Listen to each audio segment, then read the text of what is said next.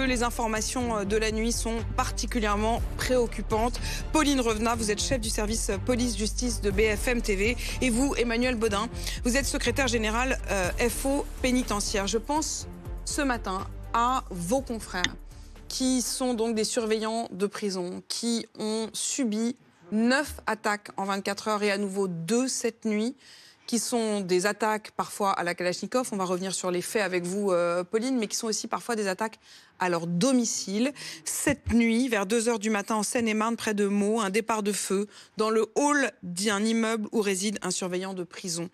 Les mots postés sur le site, l'espèce de boucle Telegram d'un obscur collectif anti-prison. Surveillant, démissionnez tant que vous le pouvez. Si vous tenez à votre famille, à vos proches, démissionnez tant qu'il en est encore temps. Darmanin ne va pas vous protéger. Comment vous allez-vous ce matin ?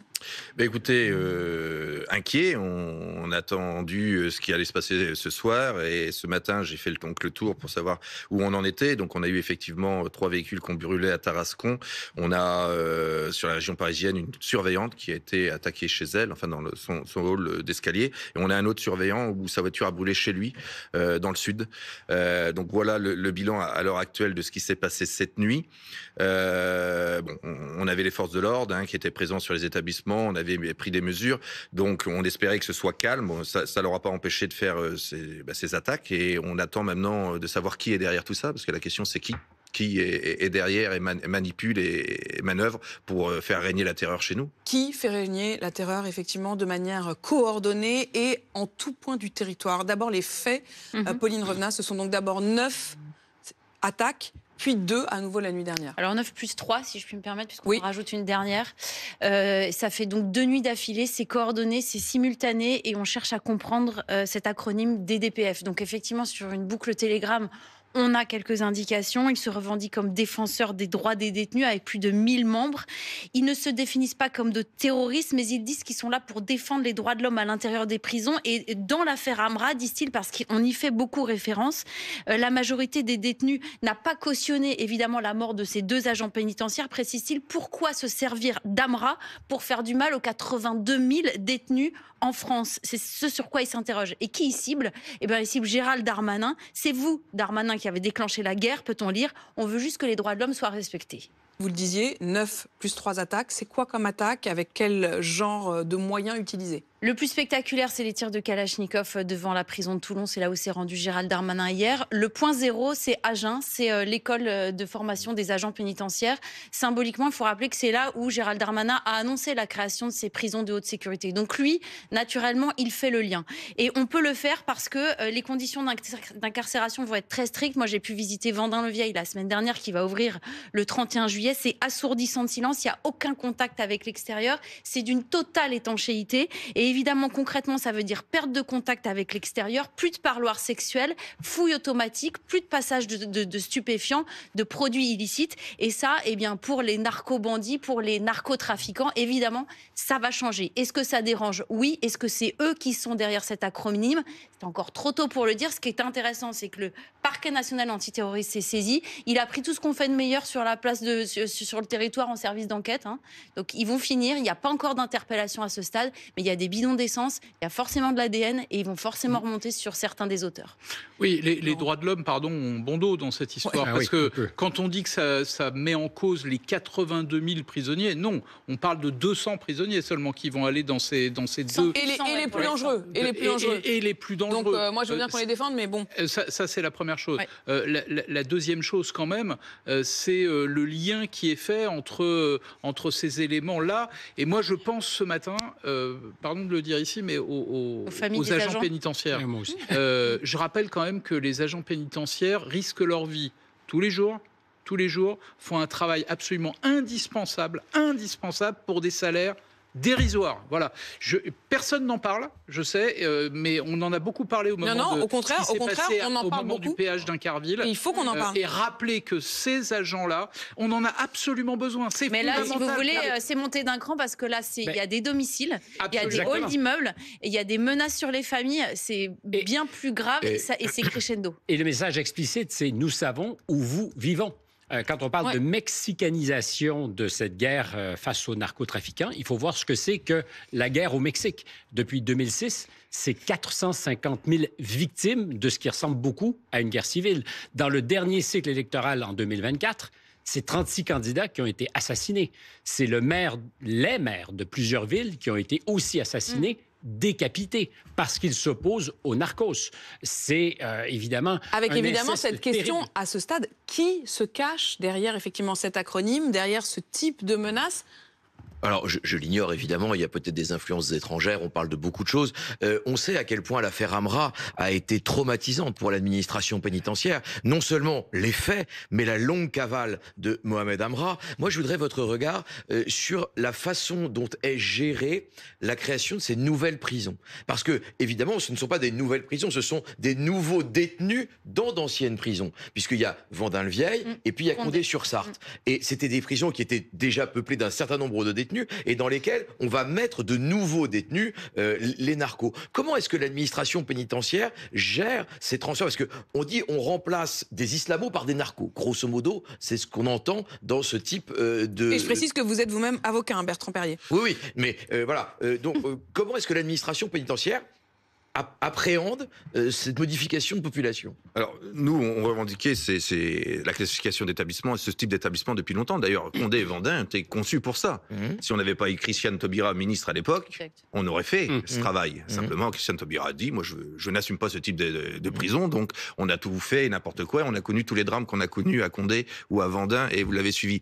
Aujourd'hui, et vous l'avez dit, je pense que ce qui leur fait peur, c'est que ces établissements sont hyper sécuritaires. Et d'ailleurs, à moi, je peux vous assurer aujourd'hui, il vit une peine, il est vraiment isolé du monde, donc coupé de tout le monde, et c'est hyper sécuritaire, c'est-à-dire on s'évadera pas de Vendin ou de Condé. Mais pardon, quand on avait découvert, on en parle un instant, après je voudrais vraiment qu'on commente les images que l'on voit à l'instant de ces voitures brûlées, de ces tags, et là on est au domicile, hein, c'est quand même ça qui est quand même délirant, hein, c'est que les parkings que vous voyez avec les voitures, c'est pas des parkings de prison, hein, c'est les parkings des domiciles, ça veut dire des repérages, ça veut dire que ça fait des mois sans doute qu'ils sont suivis, repérés, qu'il y a des listes qui existent avec le domicile, peut-être même les enfants. Demander l'anonymisation sur ces établissements. Il n'y a pas d'anonymisation, donc la loi le prévoit, mais aujourd'hui, quand vous signez un PV, quand vous portez plainte, vous avez votre nom, enfin, on n'a pas de système d'anonymisation, donc on a les mais pardon, quand vous dites pas de système d'anonymisation, ça veut dire quoi? Il y a quand même des moments aussi où vous prenez votre voiture, quand vous rentrez,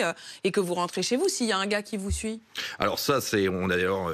parce que là, sur Telegram, semble-t-il, c'est aussi ça, parce que pour avoir pu, pardon, je suis désolée de rentrer dans ce genre de détails assez angoissants, mais quand cette nuit, c'est le véhicule d'un de vos confrères qui est brûlé, c'est pas on a mis le feu à tout le parking, c'est on a ciblé une voiture, qui est la voiture de cet agent pénitentiaire là, au pied de l'immeuble dans lequel il dort. Oui, ils se mettent devant la tôle, ils nous filment, ils nous voient, donc ils nous suivent. Là, en l'occurrence, le collègue a été suivi chez lui. C'est aussi simple que ça. Donc effectivement, c'est compliqué parce qu'ils peuvent vous attaquer. Et donc on pense à nos familles parce qu'il n'y a pas que nous. Nous, on sait qu'on travaille à l'intérieur, on sait que le risque. Mais aujourd'hui, la société elle a évolué, nos missions ont évolué. Enfin, aujourd'hui, on sort armé, on sort. À l'époque, c'était pas du tout le cas. À l'époque, on travaillait à l'intérieur, on avait des clés, on ouvrait des portes, on sortait jamais à l'extérieur. Non, mais je parle sous votre contrôle. Le cauchemar, c'est Magnanville. C'est Magnanville, 2016. Un couple de policiers assassinés à leur domicile. Et donc l'idée, c'est est-ce que ces agents qui travaillent anonymement ou pas puissent être suivis jusqu'à leur domicile. Là, pour le moment, on parle d'intimidation, de voitures brûlées, d'un départ de feu dans un immeuble, mais tout le monde pense à ce qui s'est passé il y a près de 10 ans à Magnanville, où un couple de policiers a été assassiné à son domicile. Devant les yeux de son fils. On a arrêté deux personnes armées qui arrivaient au domicile d'un officier pour l'abattre. Il y avait un contrat sur sa tête. Ils ont été arrêtés à la porte du collègue. Donc on est réellement dans un monde qui a changé, il va falloir qu'on s'adapte. On a déclaré la guerre aux narcos. Le ministre, et je pense que c'est une bonne chose, maintenant, effectivement, ceux qui mènent la guerre, c'est pas ceux qui la déclarent, c'est ceux qui sont sur le front. Et donc il va falloir nous donner les moyens. Et je précise évidemment que le parquet national antiterroriste est saisi de ce dossier. Quand on dit antiterroriste, c'est vrai que spontanément, il se trouve que récemment, le terrorisme était plutôt un terrorisme de mode islamiste. Vous évoquiez Magnanville à l'instant. Ça peut être tout autre type de piste. En l'occurrence, ça peut être y compris des ingérences étrangères, comme on commence Oui, à alors l'entendre. toutes Ça les fait pistes partie ont des été pistes évoquées. étudiées, nous dit-on à la DGSI. Donc les pistes sur la table, ultra-gauche, sauf que le mode opératoire n'est pas exactement le même. Ils n'utilisent pas de Kalachnikov et c'est pas forcément leur mode de communication. Le côté coordonné et simultané, Et puis DDPF, oui, ça peut ressembler. pardon, mais j'en parlais avec un de vos confrères ce matin sur AMC, Wilfried Font, qui est secrétaire national de l'UFAP UNSA Justice, qui est l'un de nos confrères qui représente aussi la pénitentiaire, qui disait honnêtement, l'appellation même DDPF, c'est-à-dire des prisonniers français, les mouvances d'ultra-gauche sont plutôt des mouvances internationalistes. Ce serait assez surprenant qu'ils reprennent un sigle pareil. On n'a pas le même sigle partout. En plus, ils se sont trompés. Voilà. Des fois, ils ont marqué DDPM. Donc, quand même étrange. Il y a des fautes d'orthographe. Oui. Bref, narcotrafic, trafic de stupéfiants, ça c'est une piste sérieuse. Et puis peut-être en résonance, en écho avec des ingérences étrangères. Mais à ce stade, c'est un peu trop prématuré.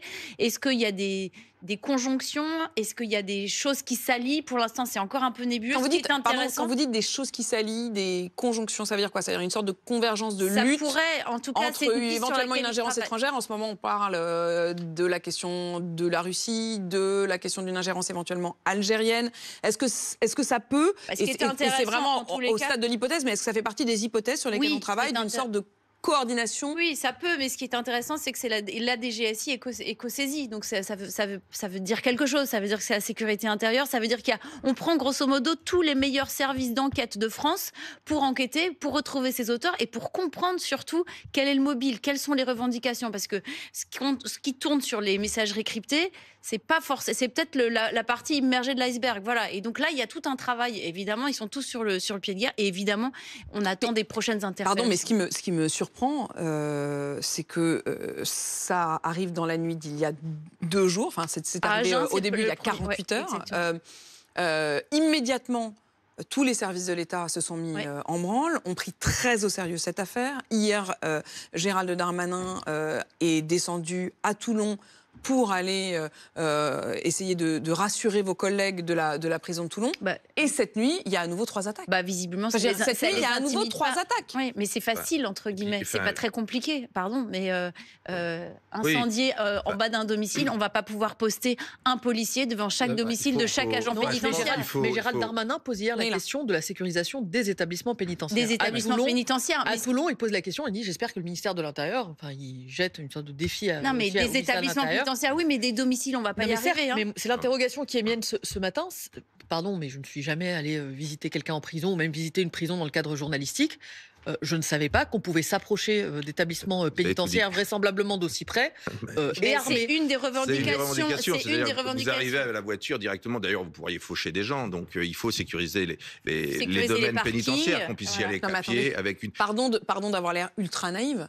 Mais je me dis, si on en est à sécuriser les prisons, qui sont censées être un lieu sécurisé, c'est quand même du délire. Enfin, je veux dire, on va pas. Enfin, et on va sécuriser les prisons, et ensuite on va sécuriser les abords des prisons, et ensuite on demande aussi des postes avancés, des ERIS sur certaines prisons. Avant ils vont demander des ERIS, c'est-à-dire les forces d'intervention régionales, en cas de difficulté à l'intérieur et aux abords des prisons, ils vont demander un poste avancé devant la prison. C'est ça. Pour sécuriser. Pour sécuriser le périmètre. Sur qui est à l'origine. Enfin, il faut bien comprendre qu'on va mettre dans ces 2 prisons le haut du spectre. Donc pas forcément ceux qui font chier dans les, excusez-moi d'expression, dans les établissements. Non, ceux qui gèrent le trafic. Ouais. Et comme vous l'avez dit, ces gens, c'est leur signe de mort. S'ils sont incarcérés là-bas, ils vont plus pouvoir gérer leur trafic. Surtout s'ils sont incommunicado. Et moi, tout ce qu'ils ont tombe. Donc ils n'ont aucune envie. Et à mon avis, le risque, c'est qu'ils vont tout faire pour éviter d'être transférés. Donc la pression, elle risque de monter encore. Ça veut dire que vous redoutez les prochaines semaines, non seulement avec ce type d'attaque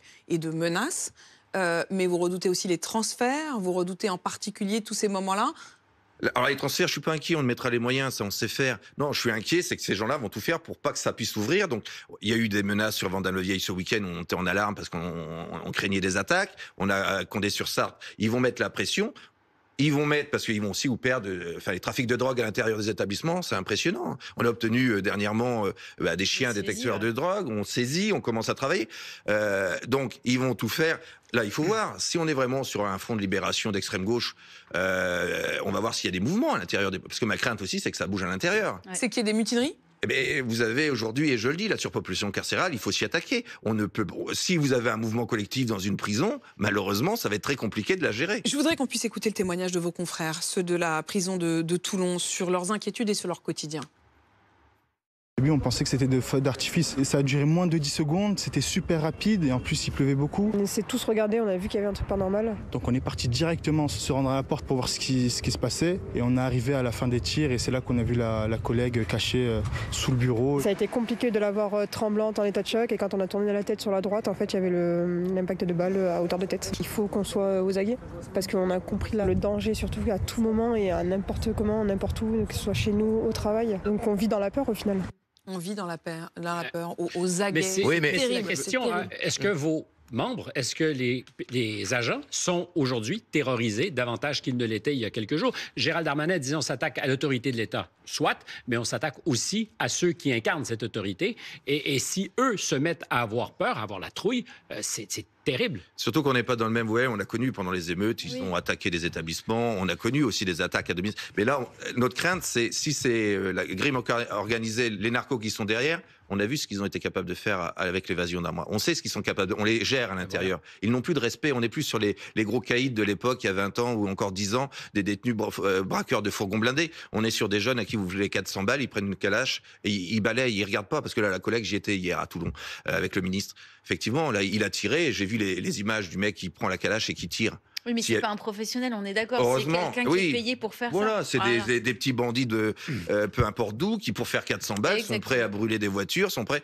Et c'est là que ça nous fait peur, parce qu'on sait qu'ils sont prêts à tout. C'est quand même là. Pardon. C'est très vrai ce que vous dites. L'enjeu pour la liberté de ce type de narcotrafiquants, il est énorme. Les moyens qui ont été mis pour Mohamed Amra, mais indépendamment de ça, la menace sur vos collègues, elle n'est pas seulement physique. Il y a des affaires où ils ont cherché à corrompre des agents de greffe, des agents de la pénitentiaire. Donc à tout moment, la fragilisation du personnel pénitentiaire, elle est énorme parce que la liberté et donc un tampon qui est pas mis, une signature qui est pas mise, un retard dans l'audiencement d'une affaire, ça vaut très cher. Et donc ils sont prêts à beaucoup d'argent, et ils ont beaucoup d'argent pour parvenir à ce type de fin. Et donc il y a eu une affaire notamment à Meaux où des greffières ont été mises en examen parce qu'elles avaient participé à un système de fraude en réalité. Et c'est la raison pour laquelle à Vendin-le-Vieil, il va y avoir des formations spécifiques contre le risque corruptif. Très intéressant. Le collègue, ils ont mis un contrat de 300 000 euros. Celui qui a été menacé, enfin l'officier qui a failli être tué chez lui. C'était un contrat de 300 000 euros. Oui,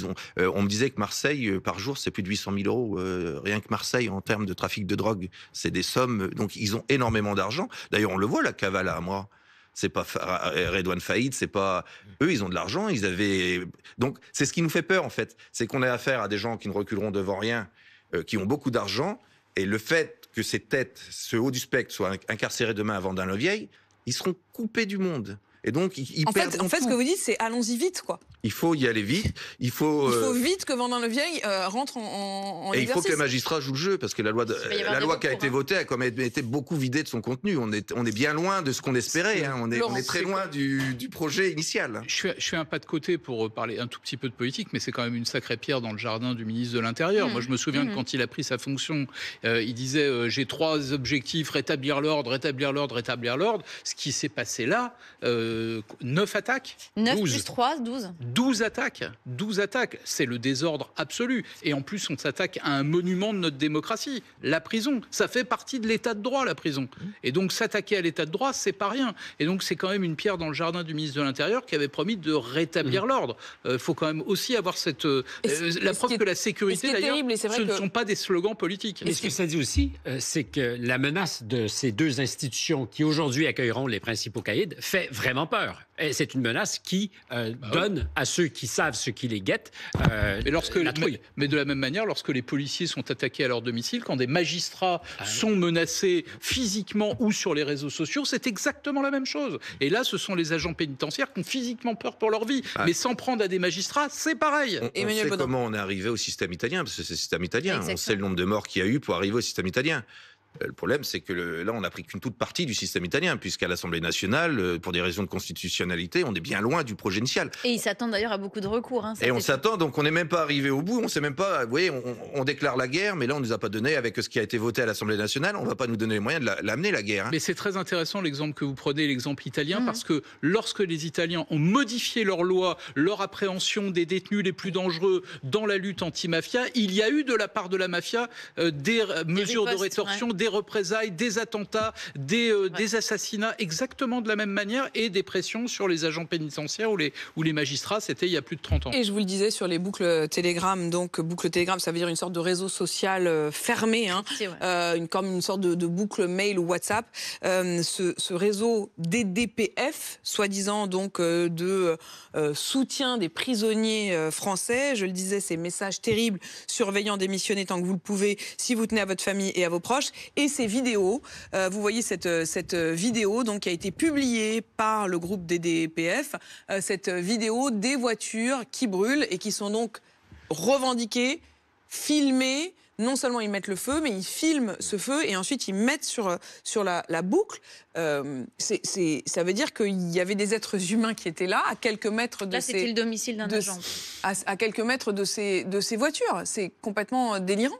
Je trouve que ça va crescendo, c'est-à-dire que le parking de la détention, les murs de la détention, on a compris, mais le hall de l'immeuble, la boîte aux lettres, le bidon d'essence, les allumettes dans le hall et cette inscription sur le hall, on va encore plus loin. Donc moi, je trouve ça très inquiétant. Ouais. Vous redoutez les prochaines nuits ?